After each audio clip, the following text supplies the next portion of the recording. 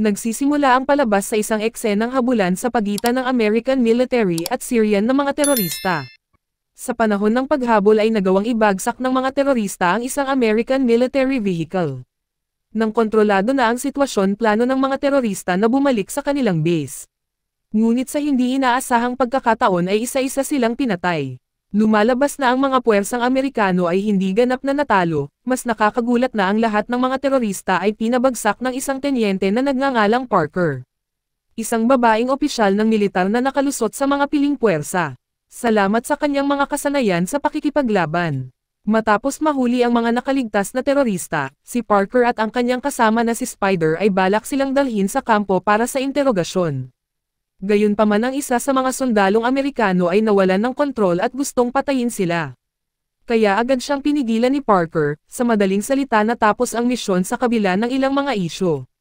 Nang hindi nag-aksaya ng oras si Parker at Spider ay bumalik sa Head Air Base upang bumalik sa Amerika. Sa daan ay nakatanggap si Parker ng isang mahalagang tawag mula sa kanyang kaibigan na si Jesse na isang sheriff. Pagkatapos ng ilang maikling pakikipag-usap ay ipinaalam sa kanya ni Jesse ang isang pagguho ng lupa sa kanilang bayan. Sa kasamaang palad ang ama ni Parker na nagtatrabaho sa lugar ng pagmimina ay nalibing sa ilalim ng pagguho ng lupa.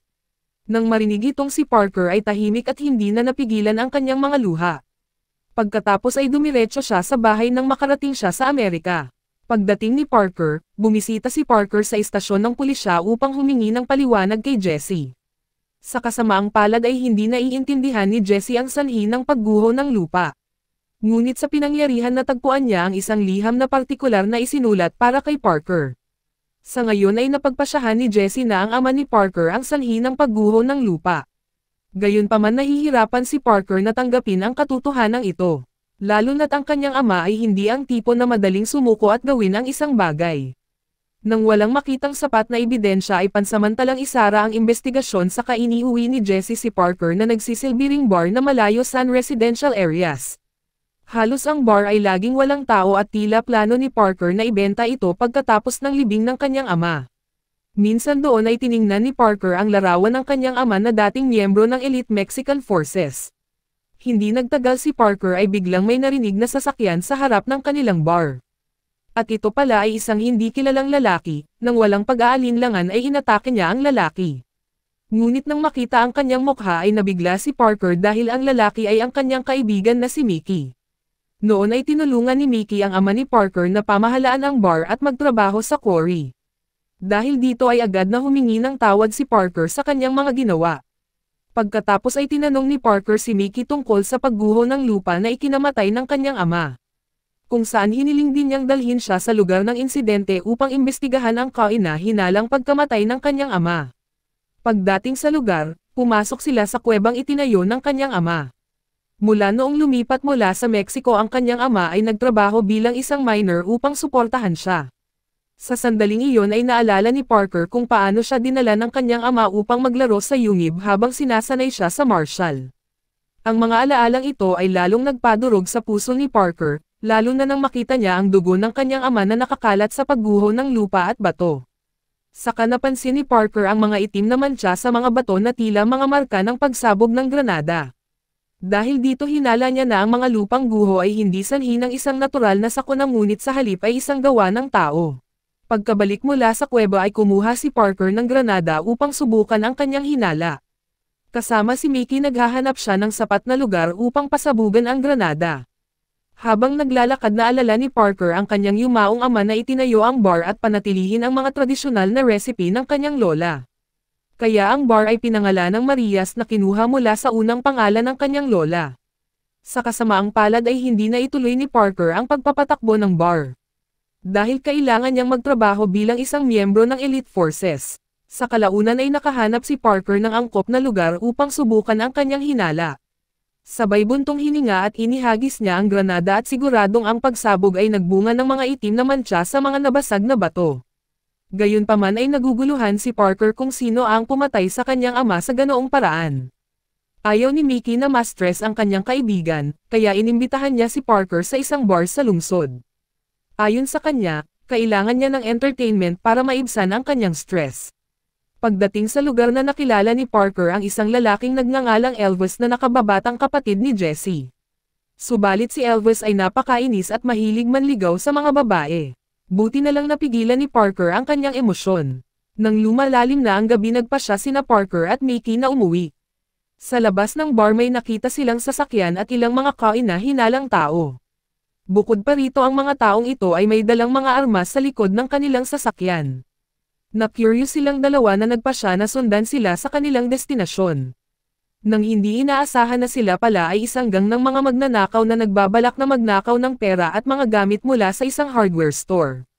Nang makita itong si Mickey ay humiling kay Parker na huwag makisali lalo na't sila ay may mga baril. Ngunit bilang isang mabuting lingkod bayan ay buong tapang na pumasok si Parker na walang armas at pinabagsak ang lahat ng mga tulisan sa isang maikling oras. Nagawang talunin ni Parker ang lahat ng magnanakaw at nakakita ng relo na pamilyar sa kanya. Ito pala ay pag-aari ng kanyang tiyuhin, dahil dito ay agad na ibinalik ni Parker ang bagay sa kanyang tiyuhin. Pagkatapos ay nagpasalamat sa kanya at nagpahayag ng pakikiramay sa pagkamatay ng ama ni Parker. Kinabukasan ay nakarinig si Parker ng pagsabog sa di kalayuan. Lumabas na ang pagsabog ay nagmula sa isang RPG na pinaputok ni Elvis. Bagamat pinapayagan ng Amerika ang mga mamamayan nito na magkaroon ng mga baril na mabibigat na armas tulad ng RPG ay pinahihintulutan lamang para sa militar na gamitin. Ang ibig sabihin ni nakaw o ipinuslit ni Elvis ang iligal na sandata. Para humanap ng ebidensya na nakipag-ugnayan si Parker kay Spider, bukod sa mahusay siya sa mga labanan ay mayroon din siyang pambihirang kakayahan sa pag-hack. Hindi nagtagal matapos si Spider ay nakakalap ng maraming impormasyon tungkol kay Elvis na nagbubunyag na mayroon siyang ilegal na negosyo sa kalakalan ng armas sa dark web. Protektado din siya ng kanyang ama na isang senador. Kaya hindi nakakapagtaka na palagi siyang kumikilos ayon sa gusto niya. Nang marinig ang paliwanag ni Spider, naghinala agad si Parker na may kinalaman si Elvis sa pagkamatay ng kanyang ama. Pinaalalahan na siya ni Spider na mag-ingat at huwag gumawa ng anuman dahil wala silang matibay na ebidensya. Kinabukasan ay sinunod ni Parker ang payo ni Spider na maghanap ng iba pang ebidensya at mga pahiwatig. Kung saan niya sinusundan si Elvis at ang kanyang mga alipores sa pinakamalapit na base ng militar. Si Elvis at ang kanyang mga alipores ay may access doon.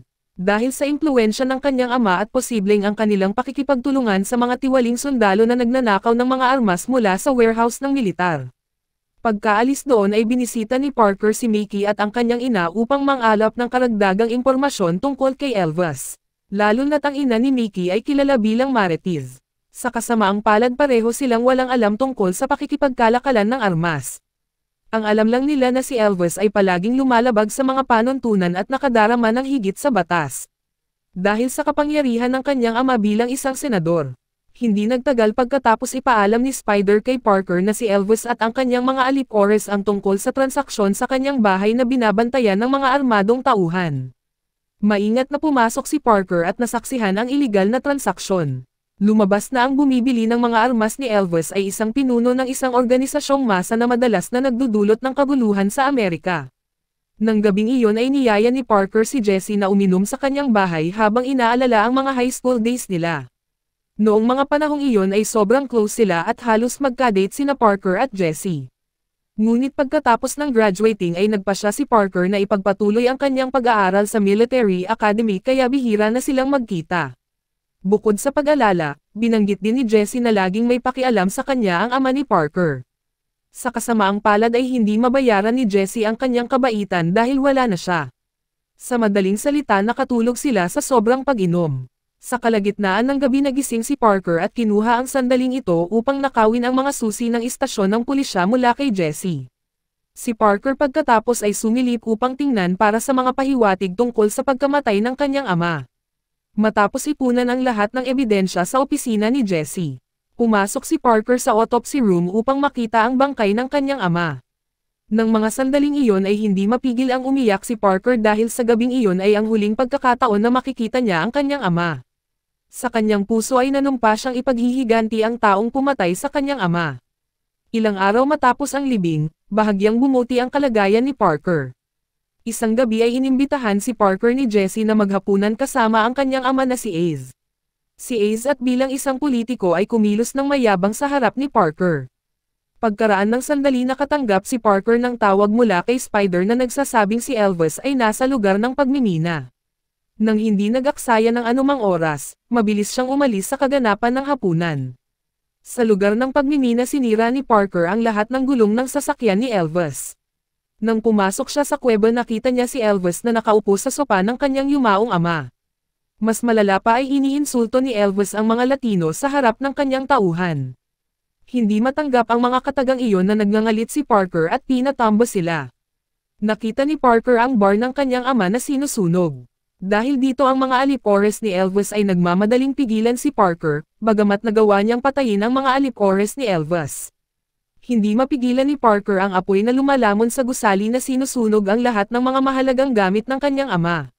Si Parker na galit ay muling hinabol ni Parker si Elvis at walang awang binugbog. Sa kasamaang palad si Jesse na kararating lang ay kinuha si Parker at dinala siya sa istasyon ng pulisya. Lumalabas na si Jesse ay nasangkot sa pangangalakal ng armas ni Elvis upang pandohan ang kampanya ng kanyang ama. Sa ilang sandali matapos magpadala si Spider ng isang abogado upang ilabas si Parker mula sa kulungan dahil pinatay ni Parker ang mga alipores ni Elvis, ang abogado ay nangangailangan ng isa pang depensa. Kaya nagpunta ang abogado sa mining site para maghanap ng clue. Ngunit naharangan siya ni Jesse at mula noon ay hindi na alam ang kinaroroonan ng abogado.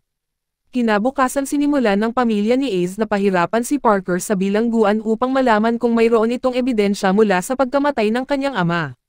Dahil ang kanyang ama ay nag-install ng CCTV sa mining site. Sa sandaling iyon inamin ng kanyang dalawang anak na sila ang pumatay sa ama ni Parker. Ginawa nila ito dahil ang ama ni Parker ay naglakas loob na hadlangan ang kanilang mga transaksyon sa armas. Dahil si Ace at ang kanyang mga anak ay natatakot na maiulat kung si Parker ay may CCTV na ebidensya. Sa huli si Ace ay nag-alok ng isang kasunduan na nangangako na ibunyag ang mga pangyayari sa pagkamatay ng kanyang ama kung ibibigay ni Parker ang lahat ng ebidensya sa CCTV. Nakakagulat na nakalaya na si Parker mula sa mga posos at nagngangalit. Sa kasamaang palad hindi mapatay ni Parker ang tatlo dahil ang lahat ng pulis doon ay nagtrabaho para kay Ace. Sa kalaunan ay nagpasya si Parker na kunin ang kotse ni Jesse at tumakas hanggat maaari. Ngunit habang nasa daan ay naging mas masakit ang kanyang mga sugat dahilan upang siya ay mahimatay. Samantala sinalakay ni Elvis at ng kanyang tauhan ang bahay ni Mickey na hinahanap si Parker subalit hindi nila ito mahanap. Dahil sa nagtatago sila sa basement ni Parker. Nang magising si Parker, ipinaliwanag niya na si Elvis ang dahilan ng pagkamatay ng kanyang ama. Samantala dinala ni Jesse ang katawan ng abogado ni Parker na pinatay niya kanina upang ilibing. Pagkalipas ng 3 araw sa wakas ay gumaling si Parker mula sa kanyang mga pinsala at hindi nag-aksaya ng anumang oras. Pumunta siya sa kanyang mga kontak upang humingi ng mga armas at bala at hiningi ni Parker sa kanyang tiyuhin ang ilang matatalim na sandata. Sa kabilang banda si Ace at Jesse nakitang nagpapanik dahil hindi pa rin naihatid ni Elvis ang mga armas. Dahil dito nagbanta ang pinuno na guluhin ang kampanya ni Ace kung ang mga kalakal ay hindi may hatid kaagad. Pagkatapos ng pagpupulong si Ace at Jesse ay abala sa paghawak ng kanilang pakikipagkalakalan ng armas. Lingid sa kanilang kaalaman ay naghahanda sina Parker at Mickey na isagawa ang kanilang paghihiganti.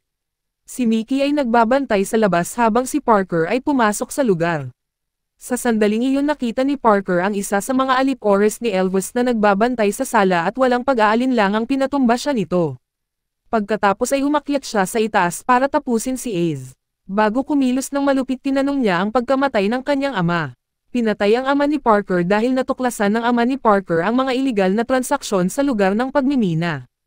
Habang namamatay ang kanyang ama ay nagpasabog ng granada para gumuho ang kuweba. Ngunit natabunan lamang siya ng mga guho. Nang malaman ito ni Parker kaagad na sinundan si Jesse at Elvis. Pagkatapos ay nagpaalam siya kay Mickey at nagpasalamat sa kanya para sa lahat ng kanyang tulong. Pagkatapos ay sinimulan ni Parker na obserbahan ang mga kriminal mula sa malayo gamit ang kanyang sniper rifle. Nakita ni Parker si Spider na dumarating sa lugar ng pagmimina. Sa kasamaang palad, ang mga alipores ni Elvis ay itinutok ang kanilang mga baril sa kanya. Upang iligtas siya buong tapang na pumasok si Parker sa kuwebo kung saan nakita niya sina Jesse at Elvis na nakikipagtalo sa pinuno ng organisasyong masa. Bukod pa rito ang kanilang sasakyan na may kargang sandata. Ngunit hindi pa rin nila alam iyon nasa likod nito si Parker. habang naghahanda silang kumuha ng mas maraming sandata mula sa base ng militar. Ginagamit ni Parker ang sandaling ito para iligtas si Spider.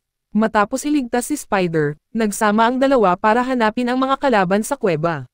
Si Parker ay inatake siya ng pinuno ng organisasyong masa, sa kabila ng kanyang pagkatalo.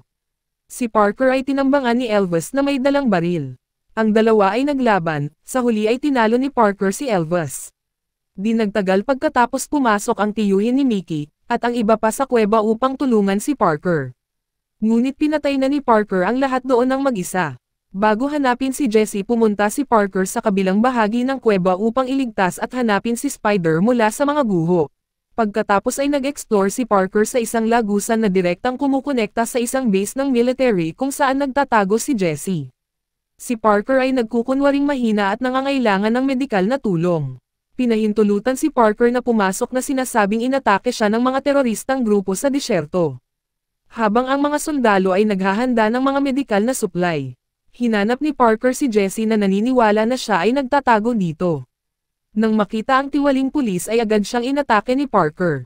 Sa gitna ng laban biglang hinayla ni Jessie ang pin ng granada na hawak niya at nagpahayag ng matinding pagsisisi sa pagpatay sa ama ni Parker na itinuring niyang parang ama. Dahil dito nagpasya si Jessie na tapusin ang kanyang sarili. Sa sandaling iyon ay gusto pa rin ni Parker na bigyan ng pagkakataon ang kanyang kaibigan ngunit napakalaki ng kanyang pagkakasala. Matapos mapanood si Jessie na nagtatapos sa kanyang kamatayan, gulong-gulo ang emosyon ni Parker. Sa isang banda, gumaan ang kanyang pakiramdam dahil sa wala na ang pumatay sa kanyang ama. Sa kabilang banda ay pilit na tinatanggap ni Parker ang katotohanang si Jessie ang gumawa ng karumal-dumal na pagkilos laban sa kanyang ama. Makalipas ang isang buwan ay nagulat ang mga balita sa radyo na ang buong pamilya ni Ace ay namatay sa trahedya. Habang si Parker ay muling itinayo ang kanyang bar at hiniling kay Mickey na pamahalaan ito. Pagkatapos ay plano ni Parker at Spider na bumalik sa gitnang base militar upang isagawa ang kanilang susunod na misyon. Dito nagtatapos ang palabas. Salamat sa panonood, kaibigan.